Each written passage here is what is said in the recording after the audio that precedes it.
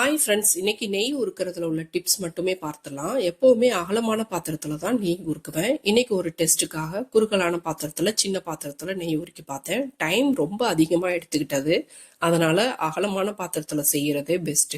வெண்ணெய் எடுத்துட்டு மீதி இருக்கிற மோர்ல முருங்கைக்கீரையை அலசிட்டு இது போல நெய்யில சேர்த்துக்கணும். இந்த கீரை நல்லா முருகலானதும் ஃபில்டர் பண்ணி எடுத்து அதையும் நம்ம யூஸ் பண்ணிக்கலாம். இது ஏன் செய்யறோம்னா நெய்யை நல்லா பியூரிஃபை பண்ணி கொடுக்கும். நெய்யோட தரம் அதிகமா இருக்கும்.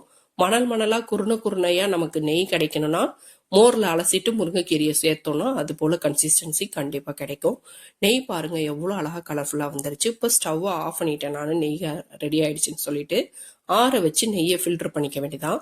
அந்த அடியில வெண்ணெய் இல்லாத பகுதியெல்லாம் தங்கிடும். அதையும் நம்ம வேஸ்ட் பண்ண தேவையில்லை. அதுலயும் நெய் மிக்சிங்ல தான் இருக்கும். அதை நம்ம ரைஸ்ல போட்டு சாப்பிட்டோம்னா மனமா இருக்கும், சாப்பிட நல்லா இருக்கும். அதுவும் ஒரு நல்ல சத்தானது தான். ஏன்னா அதுலயும் நெய் மிக்சிங்ல தான் இருக்கு. பாருங்க, நெய் இப்போ வீட்டில் ரெடி பண்ணதுனால எவ்வளோ கிளியரா அவ்வளோ மஞ்சளா அழகா இருக்கு பாருங்க. எவ்வளோதான் நம்ம காசு கொடுத்து வாங்கினாலும் இவ்வளோ பியூரான நெய் நமக்கு விலைக்கு கிடைக்காது. இது வீட்டிலேயே நம்ம கையாலேயே செஞ்சிருக்கோம். ருசியாகவும் இருக்கும், மனமாகவும் இருக்கும், தரமாகவும் இருக்கும். அடுத்து அந்த முருங்கைக்கீரையே வெறுமனமே சாப்பிட்றலாம், இல்லை ரைஸ்ல போட்டு மிக்ஸ் பண்ணி கூட சாப்பிட்றலாம். அவ்வளோ கிறிஸ்பியா இருக்கும். முருங்கைக்கீரையே சத்து, அதுல நெய்யும் கலந்துருக்கிறதுனால எலும்புகள் நல்லா வலுப்பெறும்.